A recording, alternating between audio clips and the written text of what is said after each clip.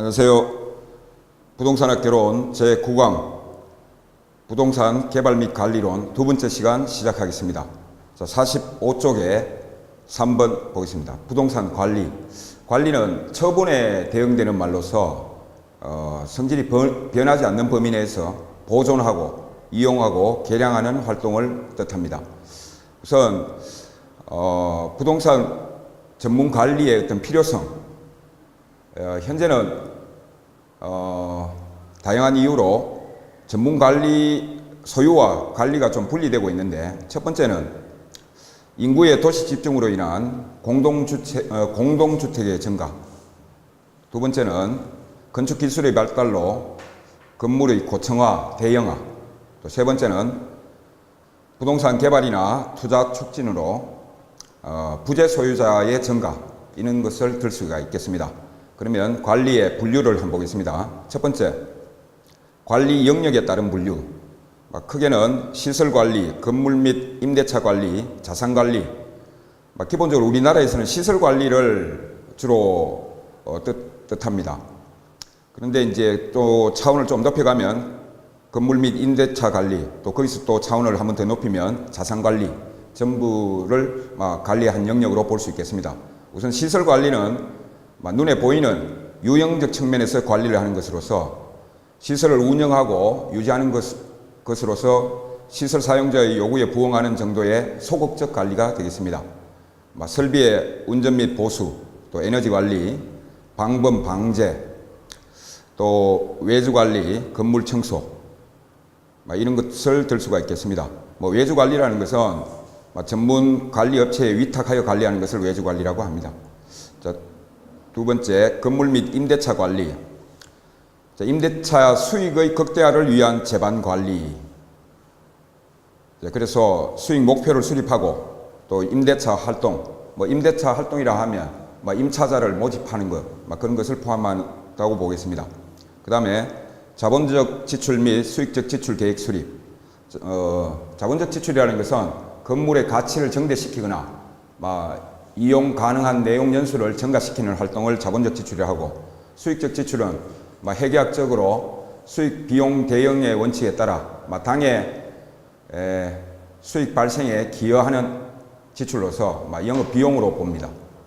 그 다음에 연간 예산을 수립하고 비용을 통제하는 것, 이것을 합쳐갖고 건물 및 임대차 관리라고 합니다.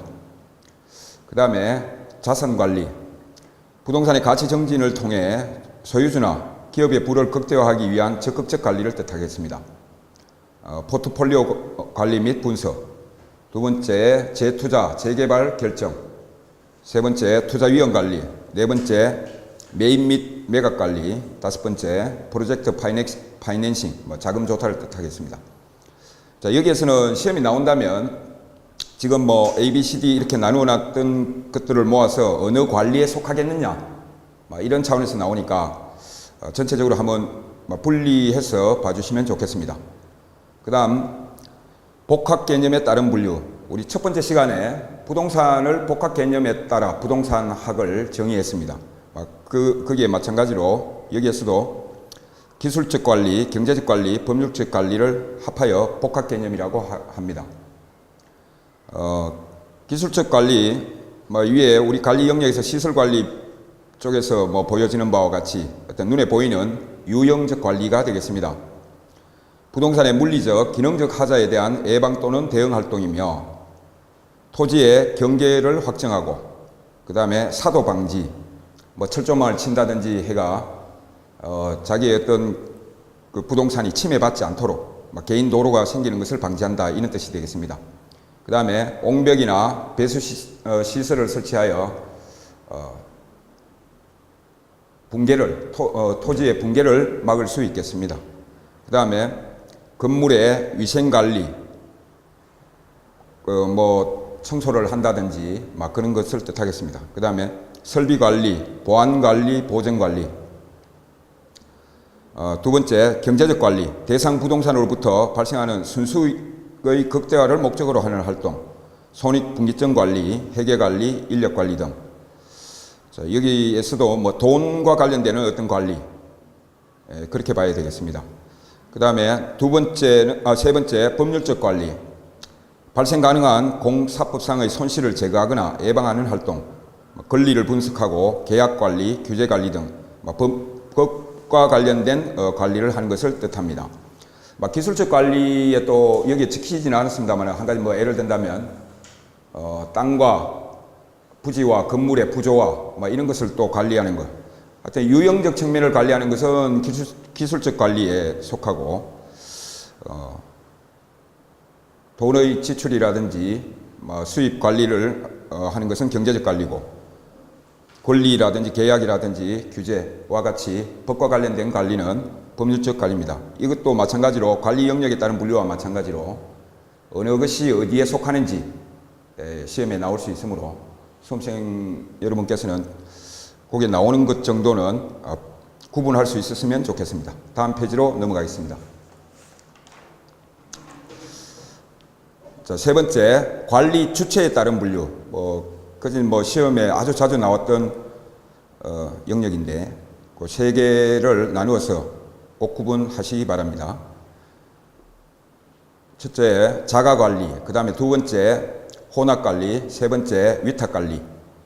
거기에 내용을 잠시 보겠습니다. 자가관리는 전통적 관리 방식에 속하고 직접 하니까 직영 직접 관리고 주택이라든지 소규모 토지에 적합하다. 그 다음에 혼합관리는 위탁관리로 넘어가기 전에 어떤 과도기적 관리인데 자가와 위탁을 병행하더라. 그 다음에 위탁관리는 전문업자에게 위탁하고 외주, 간접관리에 해당되며 공동주택, 대형 빌딩이 여기에 속하더라. 자, 거기에 장단점을 비교하고 있습니다. 근데 자세히 보시면 자가관리의 장점이 위탁관리의 단점이 되겠고 또 위탁관리의 장점이 자가관리의 단점이 되고 혼합관리는 중간에 해당되겠습니다. 우선 그렇게 보시면서 대각선 방향으로 확인하시면 좋겠습니다. 우선 자가관리의 장점은 뭐냐? 자기가 직접 소유주가 직접 관리함으로써 신속한 업무 처리, 그때그때 문제에 바로 대처할 수 있다 이런 뜻이 되겠고요. 기밀, 보안 유지에 유리하다. 소유자와 관리자가 같으므로 기밀 방지를 할 수가 있겠다. 그런 측면이고 또 자기 것이니까 서비스라든지 애호 정신이 높다. 그 다음에 전체적으로 종합하여 관리가 가능하더라. 자, 그러면 위탁관리의 단점을 보겠습니다. 표의 오른쪽 마지막 쪽을 보시면 위탁관리의 단점은 자가관리의 장점을 반대로 얘기하고 있는데 신속한 업무 처리가 곤란하고 기밀과 보안 유지가 곤란하고 아무래도 관리업체는 소유주가 아니므로 서비스나 애호 정신이 낮고 그 다음에 종합적 관리만 위탁받았기 때문에 종합적 관리가 곤란하더라. 그렇게 되어 있습니다. 그 다음에 위탁관리의 장점을 보겠습니다. 위탁관리의 장점은 표 밑에 오른쪽 중간에 소유자는 본업에 전념한다. 즉 관리를 위탁했기 때문에 소유자는 자기 원래 하던 일을 할 수가 있다. 그 다음에 관리만 전문적으로 하니까 관리의 전문성이 높다. 그 다음에 직접 관리업체는 관리 조직을 갖고 있기 때문에 인적 관리가 효율적이다. 그 다음에 또 관리업체는 그 관리 위탁 수수료를 받고 하는 일이기 때문에 또 수익성을 전제로 하다 보니 관리 비용 통제가 가능하다. 그런 장점이 있는데 그러면 자가관리의 단점을 보겠습니다. 위탁관리의 장점의 반대가 되겠지요. 보면 소유자는 본업 전념이 곤란하다. 이유는 자기 하는 일이 따로 있는데도 갖고 있는 부동산에 관리까지 하고 있으니 그래서 자기의 본업에 전념하기가 곤란하다. 그 다음에 소유주는 전문적 지식이 아무래도 전문 업체보다는 부족하게 될 것이므로 전문성이 결여된 관리가 될 것이고 또 따로 관리 조직의 인원을 갖고 있지 않기 때문에 업무에 분장이 되지 않아서 인력 관리가 비효율적이다. 그 다음에 관리 비용이 불합리하다. 관리와 소유가 분리되지 않은 상태에서 하다 보니까 이게 관리 비용인지 뭐 나중에 그렇게 밝혀내기가 힘드므로 관리 비용이 불합리하게 적용될 수도 있다. 그렇게 되고, 그 다음에 혼합관리 쪽에 장단점을 보겠습니다. 혼합관리의 장점은 소유자의 지위 통제력이 그대로 지속된다. 자가관리와 전문관리의 중간 형태다 보니까 또 소유자로서의 지위 통제력은 그대로 지속이 되더라. 그리고 필요 부분만 위탁하여 관리하면 자가관리의 장점과 위탁관리의 장점을 다 취할 수 있다. 그런 측면이 되겠고, 혼합관리의 단점을 보면 책임 소재가 불분명하다. 어떤 거는 위탁하고 어떤 거는 자기가 직접 관리하다 보면 어느 부분이 관리업체의 영역이고 어느 부분이 자가관리의 영역인지 불분명할 때가 있다. 또 가장 최악이라고도 할 수 있겠는데, 자가관리의 단점과 전문 위탁관리의 단점이 결합하면 단점만 부각될 수도 있다. 그런 측면이 있다고 봅니다. 자, 객관식에서는 여기에 나오는 것들이 다 스케쳐 나오니까 구분하시며 보시기 바랍니다. 자, 두 번째, 부동산 관리 활동 보겠습니다. 자, 부동산 관리 활동. 우선 임차인을 선정해야 되는데, 주거용은 이제 주택 사용자를 전세라든지 임차인을 구하는 것을 뜻하겠습니다. 그래서 우선은 유대성이 강조된다. 그는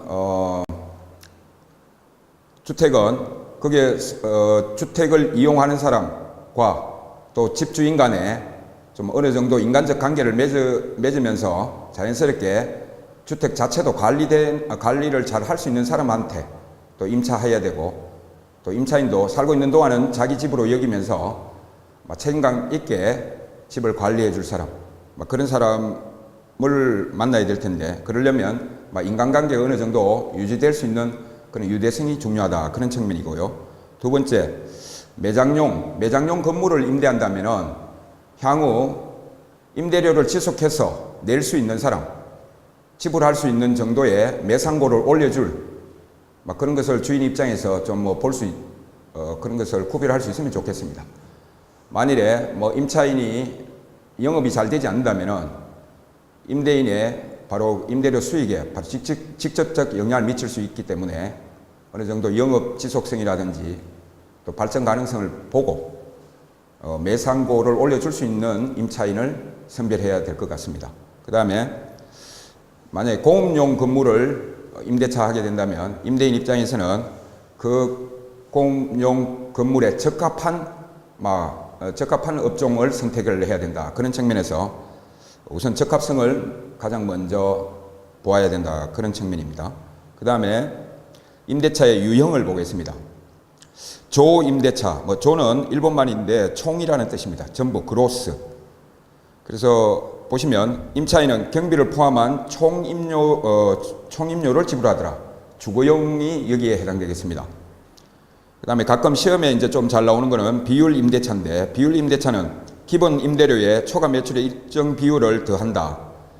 매장용이라고 되어 있습니다. 만약에 백화점에 입점하는 점포 하나하나를 본다면 백화점 입장에서 기본 임대료를 책정을 하고, 그 다음에 추가되는 어떤 매출에 대해서 일정 비율을 임대료로 더 내라.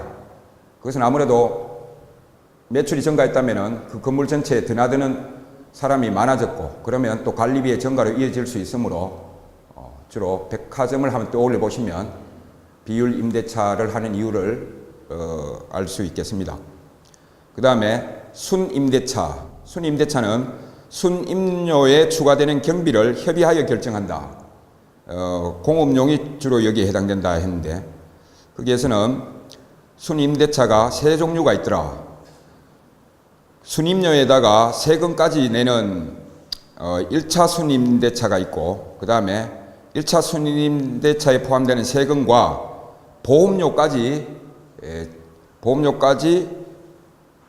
추가되는 임대차는 2차 순임대차가 되겠습니다.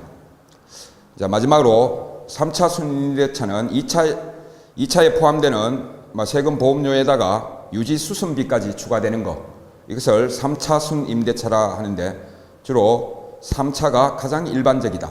즉 세금 기본 순임대료에다가 세금, 보험료, 유지 수선비 모두를 포함하는 3차 순임대차가 일반적이다. 그렇게 아시면 좋겠습니다.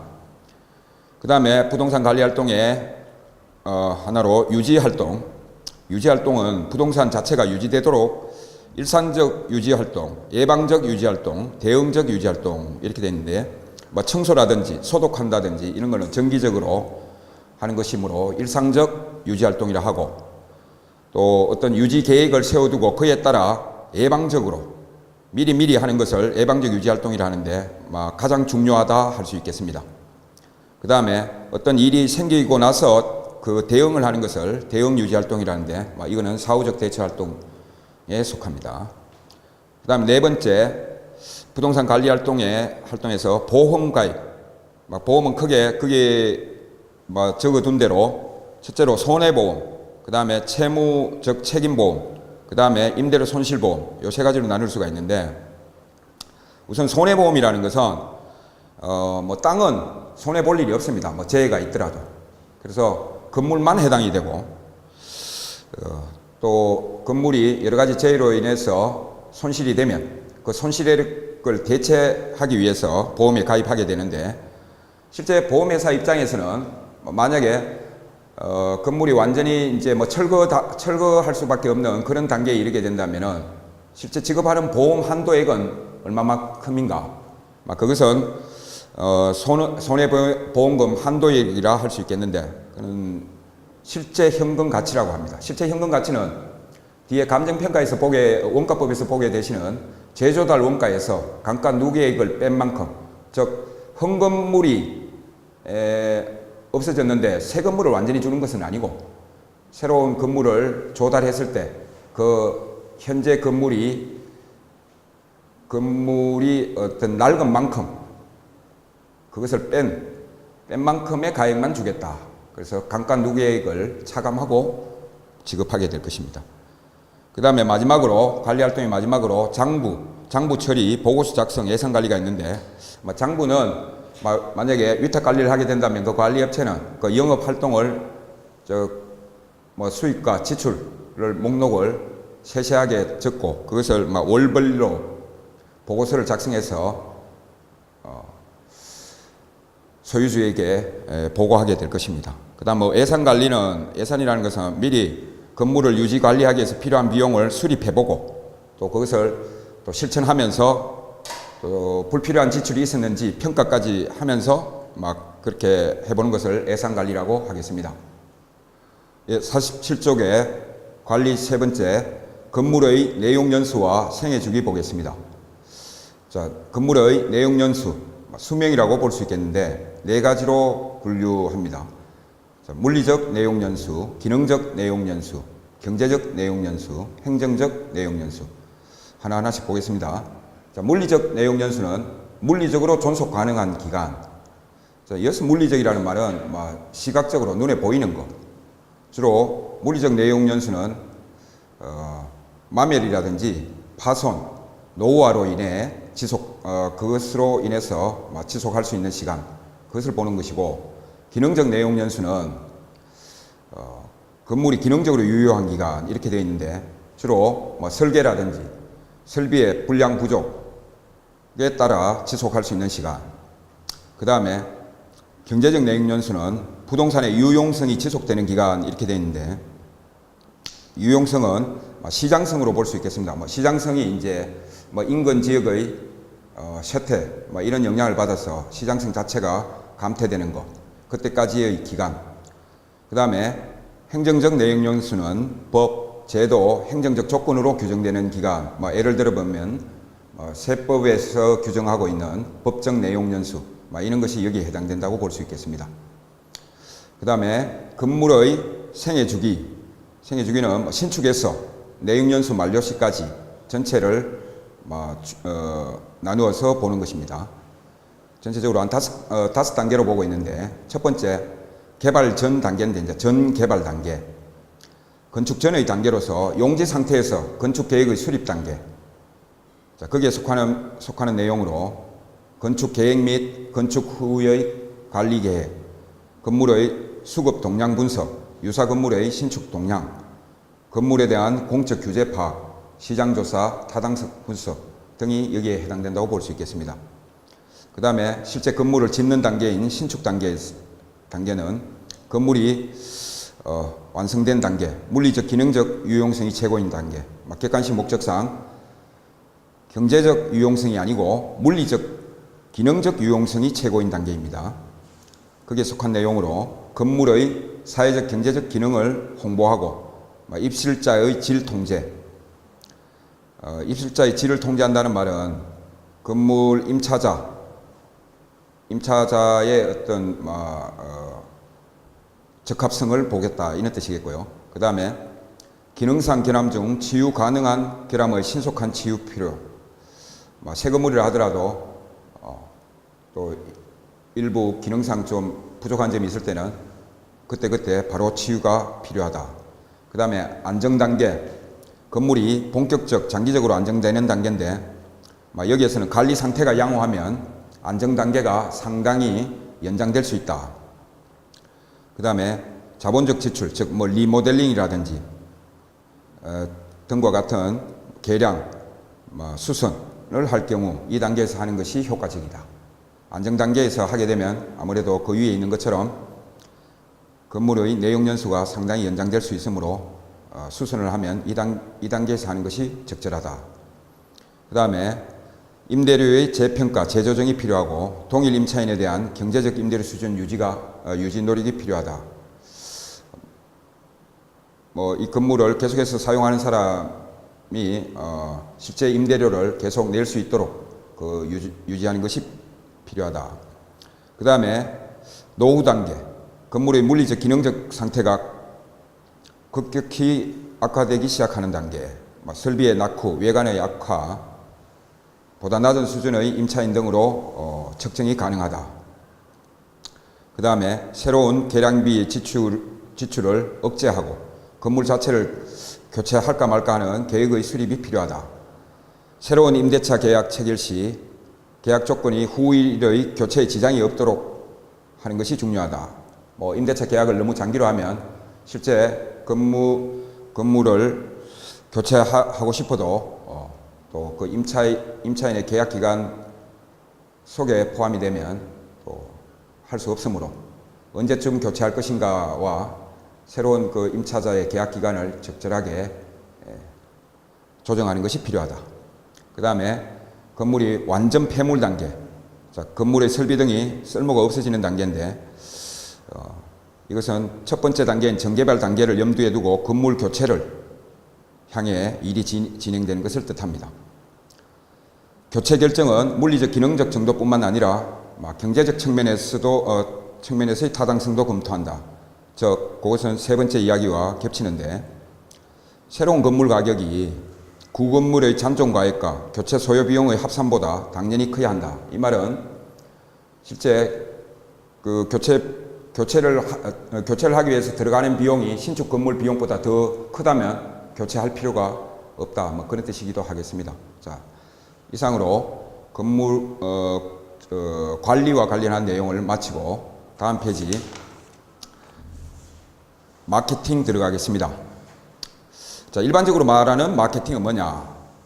생산자에게서 소비자에 이르는 상품 및 서비스의 흐름 속에 포함되는 모든 영업 활동인데 매매 자체를 지칭하는 그 세일즈보다는 좀 마케팅이 훨씬 넓은 의미가 되겠습니다. 자, 그러면 부동산 마케팅은 부동산과 부동산업에 대한 소비자들의 태도나 행동을 형성, 유지, 변경하기 위해 수행하는 활동, 이렇게 정의하고 있습니다. 자, 마케팅 전략의 유형을 보겠습니다. 우선 전통적인 시장 점유 마케팅 전략, 이거는 공급자 중심 마케팅 전략으로 표적 시장을 선점하거나 틈새 시장을 점유하는 전략이 되겠습니다.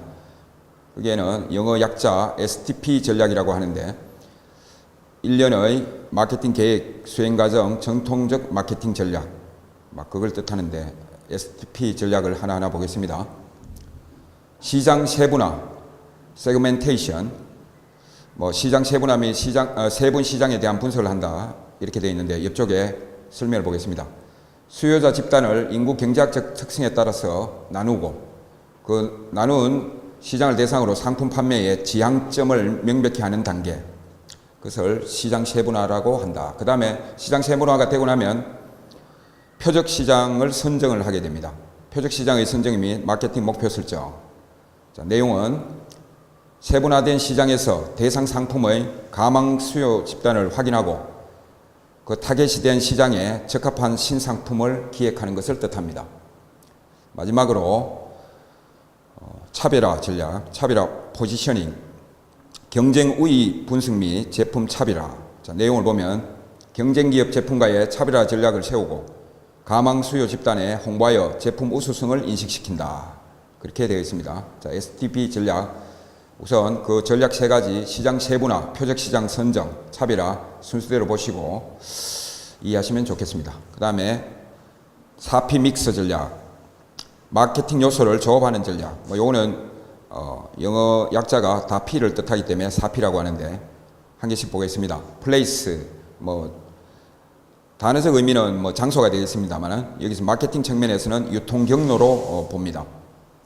지역 분석과 개별 요인 분석을 하고 부동산에서 볼 때는 중개업소의 효과적 이용이 이때 필요하다. 그 다음에 프로덕트, 제품, 경쟁력 있는 상품이 되기 위한 구조물, 부대 시설, 배치 등에 관한 전략이 필요하다. 부동산 뭐 가끔 보면 이제 옆 부동산보다 더 어떤 상품성을 띄게 하기 위해서 주차장을 뭐 지하에 넣어 본다든지 또는 뭐 주차 건물을 주차 빌딩을 따로 세운다든지. 전에 제가 어디에 모텔을 가니까 그 부동산 중개 때문에 모텔을 가게 됐는데 뭐 모텔에 각 호실에 해당되는 주차 시설을 따로 갖고 있던데 아무래도 뭐 또 그래 되면 그 모텔의 어떤 가격이 아무래도 차별화 되겠지요. 그 다음에 프라이스, 가격, 부동산에 적용하면 중도금 무이자 융자 등 표적 수요자 유인을 위한 가격 전략 수립이 필요하다. 네, 그 다음에 프로모션, 촉진, 판매 촉진을 위한 다양한 홍보 및 쌍방향 광고 전략을 수립한다. 그래서 뭐 쌍방향이라는 것은 소비자 의견을 반영한 광고 전략을 수립하겠다. 뭐 이런 뜻이 되겠습니다. 자, 오른쪽에 고객 점유 마케팅 전략.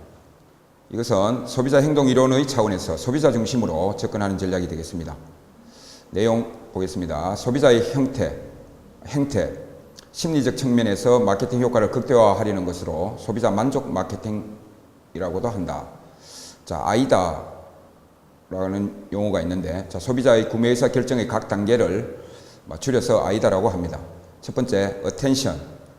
우선 소비자의 시선을 끌고, 그 다음에 interest, 소비자의 흥미를 유발시키고, 그 다음에 소비자가 그것을 갖고 싶어 할 욕망을 불러일으키고, desire, 그 다음에 그 욕망에 따라 구매 의사결정을 이루어지도록 하는 액션, 그 단계를 줄여서 아이다라고 합니다. 자, 세 번째, 최근에는 오피스텔, 콘도와 같은 유행성 상품의 비중이 크므로 아이다의 각 단계에서 고객과의 심리적 접점을 찾으려는 고객 지향적 전략이 필요하다. 자, 이 점은 그 옆에 시장 점유 마케팅에 대응한 전략으로서 소비자의 심리에 따라 마케팅 전략을 수립하자, 이런 내용이 되겠습니다. 자, 세 번째, 관계 마케팅 전략. 공급자와 소비자의 관계를 중시하는 전략이다. 자, 공급자와 소비자 간의 지속적인 관계를 유지해서 일회성 구매가 아니고 장기적 거래 관계로 발전하려는 전략이다. 그렇게 볼 수 있고, 그 다음에 브랜드 마케팅 전략을 포함하더라. 브랜드에 대한 인식을 높임으로써 향후 그 지금 아파트의 각종 브랜드를 다는 이유가 여기에 해당되겠습니다. 어떤 브랜드의 인지도가 높아지면 향후 또 다른 어떤 그 건물을 내놨을 때 그 브랜드를 달고 있으면 소비자인데 아무래도 좀 홍보의 효과가 더 높아진다, 뭐 그런 측면이겠습니다. 그 다음에 매가 전략, 가격 전략이라고 볼 수 있겠는데, 가격 수준 전략, 시가, 저가, 고가 전략, 어떤 부동산을 호황기, 불황기 이에 따라 적절한 가격 전략을 구사하라. 그런 뜻이 되어 있고요. 그 다음에 가격 신축 전략. 뭐 한 가지 가격으로 할 것인가, 또는 뭐 소비자에 따라 좀 분리하여 가격을 적용할 것인가, 뭐 그런 뜻이 되어 있고요. 그 다음에 뭐 할인 및 할부 전략. 어떤 뭐 시장에 공급이 너무 뭐 많이 또 있으면은 또 그에 따라 할인도 하고, 또 분할 납입을 유도해서 빨리 시장에 흡수될 수 있도록 하는 전략이 되겠습니다. 그 다음에 의사소통 전략. 자, 마케팅에서는 이게 중요하다 볼 수 있겠는데, 홍보, 판매 촉진, 인적 판매, 광고. 자, 홍보는 대금을 지불하지 않고, 여기서는 정의가 중요합니다. 대금을 지불하지 않고 라디오, TV, 신문과 같은 대중매체의 뉴스 또는 기사로 제품, 서비스, 기업체에 관한 정보를 제공하고 수요를 자극하는 활동. 가끔 우리가 신문 지면에 보면 기사이긴 한데 특정 업체의 어떤 훌륭한 점, 특성, 이런 것이 기사화되는 경우가 있는데, 이때는 좋은 점은 비용을 지불하지 않은 채로 광고의 효과를 볼 수 있다. 이런 측면이 되겠습니다. 두 번째, 판매 촉진. 목표 시장의 반응을 빠르고 강력하게 자극하기 위해 상품을 전시, 진열, 전략 등을 수행하여 소비자의 즉각적인 구매로 유도하는 활동. 가끔 이제 우리가 아파트 같은 경우는 모델 하우스를 두고 소비자를 직접 유치하여 판매를 촉진하는 경우가 있다. 그렇게 보시면 좋겠고요. 그 다음에 인적 판매. 자, 고객 및 예상 고객과 직접 접촉하여 고객의 욕구나 필요를 환기시키고 구매 저항감을 완화하여 구매로 유도하는 활동. 이 또한 모델 하우스나 이런 것을 예로 두면 그게 이제 오는 사람들한테 직접 다가가서 구매 욕구를 자극한다. 그런 뜻으로 볼 수 있겠습니다. 아무래도 직접 보고 소비자하고 직접 대화를 나누게 되면 구매에 대한 거부감이 좀 완화될 수 있다. 그런 측면인 것 같습니다. 그 다음에 네 번째, 광고. 광고는 홍보와 구별하여 대금을 지불하는 것으로서 장기적 구매 효과를 또 생각하고, 비인적인, 즉 사람을 통하지 않고 매체를 통한 전달 등에서 홍보, 판매 촉진, 인적 판매와 구별되는 활동이다. 즉 대금을 지불한다는 측면에서 홍보와 구별이 되고, 그때그때 하는 것이 아니므로 판매 촉진과 구별이 되는 장기적 구매 효과를 위해서 하는 것이고, 또 인적 판매가 아니고 매체를 통해서 하는 비인적 매체를 통한 전달 등에서 인적 판매와 좀 구분이 된다 할 수 있겠습니다. 자, 넘겨서 광고 보겠습니다. 자, 부동산 광고 개념부터 보면 명시된 광고주가, 즉 광고주가 누군지 밝히고 또 대가를 지불하고 고객의 부동산 의사결정을 도와주는 설득 과정. 우리 가끔 신문지상에 보면 아파트 분양 광고라든지 택지 개발 광고가 상당히 많이 차지하고 있는데, 거기에 보면은 그 광고주가 누군지, 무슨 개발, 무슨 주택 건설, 그런 식으로 광고주가 명시된 상태에서 광고되는 것을 볼 수 있겠습니다. 그래서 그렇게 광고함으로써 고객의 의사결정을 설득한다. 그 다음에 두 번째, 상품 소개 및 정보 제공을 통한 수요 자극으로 판매를 촉진한다. 아무래도 광고하는 목적이 판매 촉진이다 보니까 그 판매하는 상품에 대한 소개, 정보 제공이 주 목적이 될 것입니다. 이렇게 광고하는 것은 수요 곡선을 우측으로 이동시킨다. 즉 수요 곡선을 우측으로 이동시키면 수요량의 정대를 노린다. 즉 물건을 많이 팔겠다, 이런 뜻이겠고, 또 보다 비탄력적으로 만들기 위한 목적이다. 즉 가격에 대해서 민감하게 반응하면 실제 수요로 이어지기가 힘들므로 광고를 통해서 다소 가격이 좀 높더라도 시장에서 팔릴 수 있도록 수요를 비탄력적으로 만드는 것도 광고의 또 하나의 목적이 되겠습니다. 비탄력적이라는 것은 즉 수요하게 만들겠다, 이런 뜻이 되겠습니다. 자, 두 번째 특징으로는, 부동산 광고의 특징은 광고가 양면성이다. 요게 좀 다른 일반 재화와 차이가 난다 볼 수 있겠습니다. 광고는, 일반 재화는 살 사람, 즉 매수자가 봐달라는 뜻으로서 광고를 하게 되는데, 부동산 광고는 매수자뿐만 아니라 또 다른 공급자도 봐달라. 그 이유는 부동산이라는 것은 뭐 부동산의 자연적 특성상 인접성 이런 것도 있는데 그 지역 전체의 어떤 부동산 가격에 따라 개별 부동산 가격이 영향을 받으므로 자기 부동산이 팔리려 그러면 그 지역 전체가 향후 발전 가능성이 높다 이렇게 해야만 실제 부동산 마케팅에 도움이 되므로 지금 현재 광고하는 그 공급자뿐만이 아니라 이 광고를 통해서 다른 공급자도 이 광고를 봄으로써 거기에 참여할 수 있도록 그 지역 전체의 어떤 부동산 가격을 상승을 유도할 수 있게 한다는 측면에서 일반 재화와 달리 부동산은 다른 공급업자에게도 어떤 면에서는 광고하는 효과가 있다. 그래서 광고의 양면성이라고 합니다. 이것은 일반 재화와 관련하여 비교해 주시기 바랍니다. 그 다음에 광고의 개별성. 개별성이라는 것은 부동산 자체의 개별성으로서 부동산은 그와 똑같은 부동산이 없으므로 결국은 표준적 광고가 곤란하고 내용도 개별적일 수밖에 없다. 아파트 분양 광고를 보시게 된다면 그 아파트 자체를 광고하는 것이지 모든 아파트를 나와 있는 아파트를 광고하는 것은 아니다. 그 개별 부동산에 해당된다. 그 다음에 시장의 제한성. 아무래도 부동산을 수요하는 계층은 그 지역에 아무래도 가까이 있는 사람이 가장 먼저 보게 될 것이므로 이것은 부동산 시장의 국지성하고 관련이 된다 하겠습니다. 어떤 한 지역에 주로 집중하게 될 것이다. 지리적 위치의 고정성으로 지역이 제한적이고 광고 효과의 시간도 제한적이다. 물론 지금 시장의 제한성은 요새 TV 보면 TV에서 강원도 쪽에 평창 올림픽을 계기로 그 주변의 개발지를 TV 전체에 홍보하는 경우도 저는 보았습니다. 이제 그래서 시장의 제한성은 부동산 자체의 어떤 특징상 어느 정도 제한성이 있다고는 볼 수 있지만 지금은 조금 완화되고 있지 않나 그런 생각도 해봅니다. 세 번째, 광고의 규제를 보겠습니다. 광고 규제의 법적 근거는 표시 및 광고의 공정화에 관한 법률이 되겠습니다.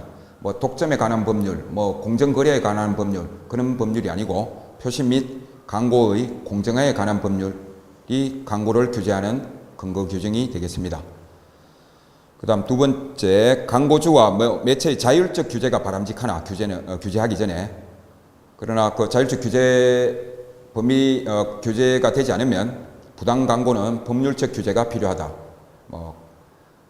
과장 광고라든지 부당 광고 이런 것은 법률적 규제를 받게 되겠습니다. 그 다음에 광고로 직간접 피해를 입은 소비자는 한국소비자보호원 등으로부터 구제 내지 조정이 가능하다. 너무 과장 광고라든지 이런 거로서 피해를 봤다면 한국소비자보호원으로부터 구제를 받을 수 있다. 그 다음에 광고의 분류 보겠습니다.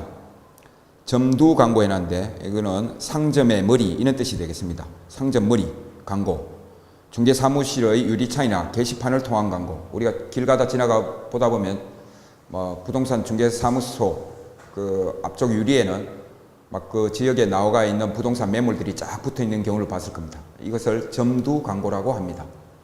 그 다음에 신문 광고. 신문 광고는 두 종류로 볼 수 있는데 나열식 광고의 칸이 좀 좁을 때에는 야거를 사용한 안내 광고를 하게 될 것이고 한 지면 전체에 특정 부동산을 소개한다면은 그것은 전시 광고에 해당되는데 그것은 그 부동산이 가지는 특성을 아주 상세하게 어떤 점에서 유리하다, 또 발전 가능성이 있다, 투자 가능성이 높다, 그런 식으로 하는 것은 전시 광고가 되겠습니다.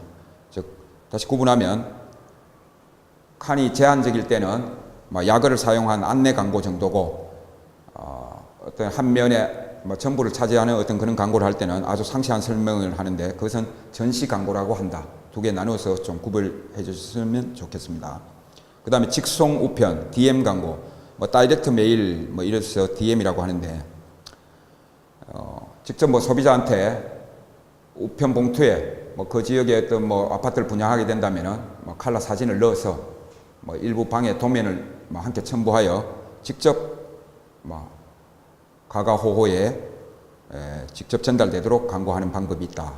그것을 DM 광고라고 한다. 그 다음 네 번째, TV, 라디오, 인터넷 광고.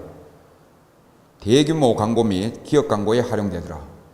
가끔 뭐 대단히 그 아파트 단지에는 전국을 상대로 TV를 계속 뭐 좀 인기 높은 여자 연예인 또는 뭐 부부 연예인이 나와서 마치 살지 않는데 사는 것처럼 뭐 그렇게 광고하는 것을 여러 번 저도 보았습니다.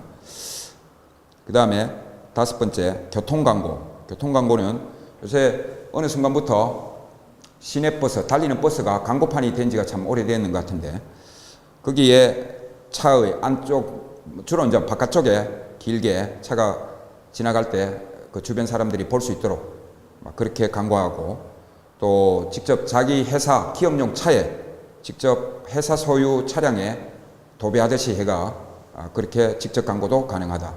그 다음에 영어 좀 말이 들어가 있는 게 있는데, 노벨티 광고. 노벨티라는 말은 뭐 신선하다 이런 뜻을 갖고 있습니다. 신선하다. 뭐 어떻게가 신선한지.